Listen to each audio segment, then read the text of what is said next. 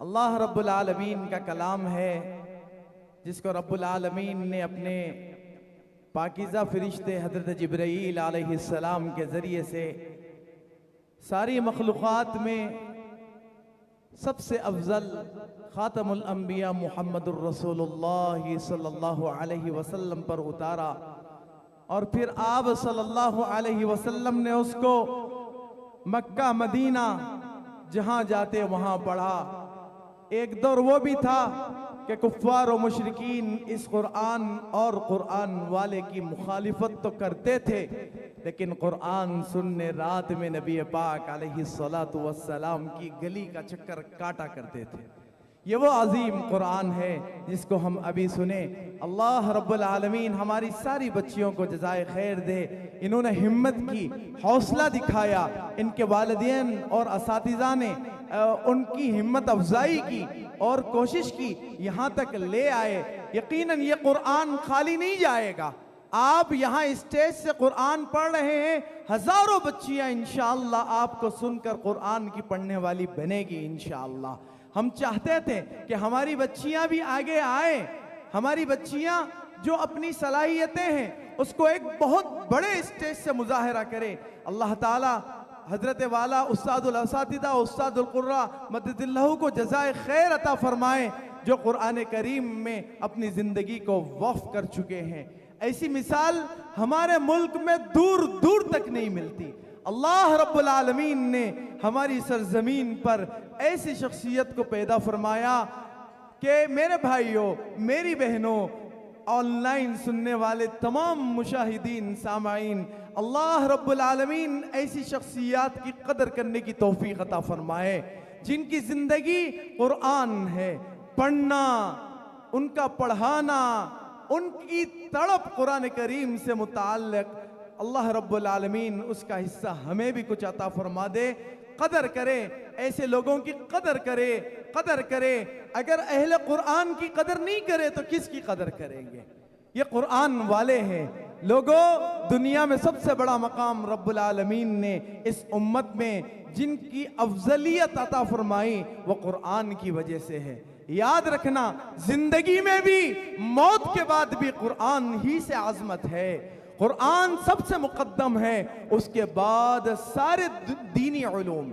दीनी उलूम हर इल्म को हम इज्जत और एहतराम की निगाह से देखते हैं, सब दीन का हिस्सा है, लेकिन उनमें सबसे ज्यादा बड़ा मकाम कुरान के पढ़ने और पढ़ाने वालों का है।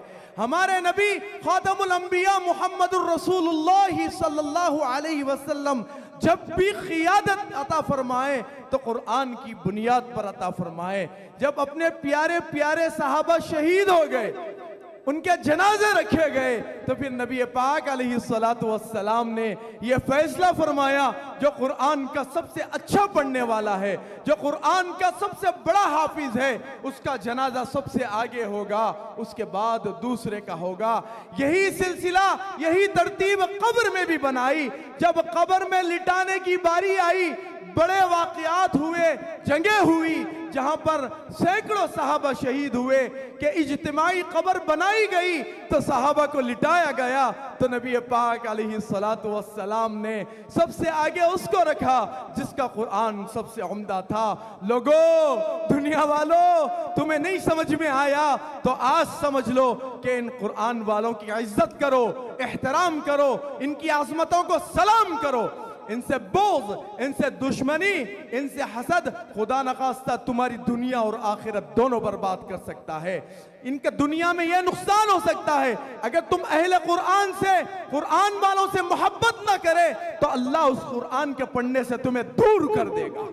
मैं बद्दुआ नहीं करता, यही चीजें तारीख के अंदर हुई है।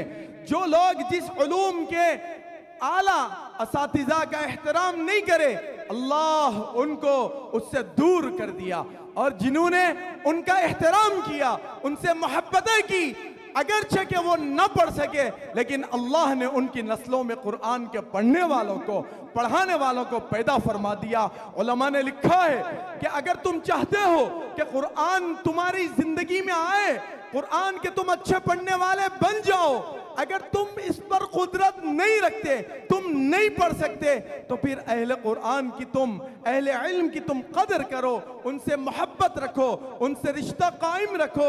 इसकी बरकत से अल्लाह तुम्हारी नस्लों में अहले इल्म को पैदा फरमाएगा, अहले कुरान को पैदा फरमाएगा। तो मेरे भाइयों, मेरी बहनों, हमारे दरमियान जो अजीम उस्ताद बैठे हैं, ये बहुत बड़ी शख्सियत है। रात भर तारुफ कराऊं फिर भी कम है।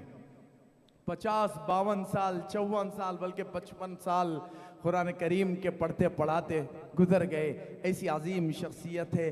अल्लाह ने यह सआदत हमें अता की कि ये सिर्फ मेरे उस्ताद नहीं, ये मेरे शेख है। ये मेरे उस्ताद सिर्फ उस्ताद और शेख नहीं, मेरे लिए ये अजीम सआदत है। ये मेरे वालिद मोहतरम है। अल्लाह इनके उम्र में बरकत अता फरमाए, इनको हमेश हमेश सेहत के साथ रखे, तमाम हासिदीन के हसद से हजरत वाला की हिफाजत फरमाए, हर किस्म की शरारत करने वाले शरीरों से रब्बुल आलमीन हिफाजत फरमाए। बाकी रही बात, हसद तो नबी पाक अलैहिस्सलातु वस्सलाम से लोगों ने किया, हसद तो लोगों ने सहाबा से भी किया। बुग़्ज़ सहाबा रखने वाले लोग आज भी है। हर अच्छे आदमी के पीछे कुछ बुरे लोग भी लगे रहते हैं, लेकिन उन्हीं को खिताब करके एक लाइन कहना चाहता हूँ, भाइयों आप गलती पर हो, भाइयों आप गलती पर हो, पलट जाओ, तौबा कर लो, माफी चाह लो, दुनिया के मामलात दुनिया ही में खत्म कर लो। आज भी तुम्हें मौका है, ये शख्सियत जिंदा है, तुम आज भी आके इनके कदमों में बैठकर अपनी माफी नामा पेश कर कर माफी ले लो, वरना अल्लाह की बारगाह में तुम्हें नहीं बख्शा जाएगा। तुम्हारी पकड़ इतनी शदीद और सख्त होगी, तुम्हारी सारी जिंदगी इनकी नेकियां भी कम पड़ सकती है। जो आदमी लिल्लाह कुरान पढ़ाए, सारी जिंदगी इसको कभी अपना कोई इसका जरिए माश न बनाया हो, सारी अपनी औलाद को लगा दिया हो। मैं कहता हूं, हर महफिल में कहता हूं, यहां भी कहता हूं कि हमें कहा है इन्होंने, हमारे उस्ताद ने, मेरे वालिद ने, मेरे शेख ने, मेरे सब कुछ यही है, इन्होंने कहा है कि बेटा तुम्हें कुरान पढ़ना नहीं है, पढ़ाना नहीं है, तो अल्लाह से मौत मांग लो। इससे बड़ी क्या बात सुनाऊं मैं, इससे बड़ा उनके अंदर की जज्बे का क्या चीज पेश करूं कि औलाद की मौत पसंद है, लेकिन कुरान को छोड़ना उन्हें पसंद नहीं है। लोगों समझो इनको, जो नहीं समझा वो नादान है, नादान है, नादान है। समझो खुदा के लिए, इख्तिलाफ जरूर करो, इख्तिलाफ की इजाजत है। हम इमाम आजम अबू हनीफा रहमहुल्लाह के मुक़ल्लिद है, इससे बड़ी क्या मिसाल हो सकती है। दुनिया का वो अजीम इमाम, उसके ही शागिर्द उससे इख्तिलाफ करते हैं। इमाम मोहम्मद, इमाम अबू यूसुफ, उसका एहतराम है, उसके हदूद है, उसका तरीका है, इल्मी बहस है। इख्तिलाफ मुखालिफत नहीं हो सकता, मुखालिफत की इस्लाम में कोई इजाजत नहीं है। ए बोलने वाले, क्या अल्लाह की दरबार में तू ये साबित कर सकता है तेरी जबान से निकलने वाले जुमले इस शख्सियत से मुताबिक कोई बराबरी के हैं? ऐ लिखने वाले, अपने कलम को चलाते वक्त ये सोच ले, यही कलिमात को लेकर ये शख्स अल्लाह की बारगाह में खड़ा हो जाए और कहे कि अल्लाह, दुनिया में ये शख्स ने मेरे ऊपर ये इल्जामात लगाए थे, तू आज इनको साबित करने की मोहल्लत दे। कहां से साबित कर सकोगे? लोगों, अल्लाह के लिए कदर कर लो, कदर कर लो, कदर कर लो। आज हजारों शागिर्द है इस शहर हैदराबाद दक्कन में, कुरान करीम को रब्बुल आलमीन ने इस शख्स से गली गली पहुंचाया।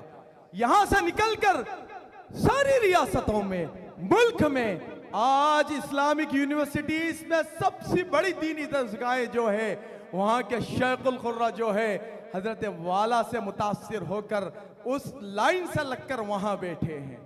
ऐसी अजीम शख्सियत, क्या अमेरिका, क्या यूरोप, क्या जापान, क्या चाइना, क्या एशिया, जहां जाए उस्ताद उल कुर्रा के शागिर्द है, पढ़ते हैं, पढ़ाते हैं, अपने उस्ताद के इसी दर्द को लेकर, इसी तरबियत और दर्स को लेकर चलते हैं। अल्लाह ताला सारे शागिर्दों की हिफाजत फरमाए, सारे शागिर्दों से इसी तरह काम ले जिस तरह अपने उस्ताद से काम लिया है। कुछ बातें जहन में आ गई, दरमियान में आपके दरमियान कह दिया। अल्लाह रब्बुल आलमीन मुझे भी आपको भी ऐसी बड़ी शख्सियत की कदर करने की तौफीक अता फरमाए। अल्लाह रब्बुल आलमीन ने जो कुरान सुनाया है, प्यारी बच्चियों ने जो कुरान पढ़ा है, अल्लाह इसको हमें हमारी नजात का जरिया बना दे। आज मग़फ़िरत के फैसले फरमा दे कि रब्बा आप खुश हो जाइए कि दुनिया की किसी और महफिल में हम नहीं बैठे, नाचने गाने वाली महफिल में नहीं बैठे, कोई और किस्म की महफिल में नहीं बैठे। ए अल्लाह आपके कुरान को सुनने के लिए बैठे हैं। ए अल्लाह आप कबूल कर लीजिए। ए अल्लाह एक जुमला कह दीजिए, जिस तरह आप बदर के दिन अपने नबी के साहबा को जाग कर कह दिया था इअमलू मा शिअतुम, कि तुम जो चाहे करो मैं तुम्हें माफ कर दिया।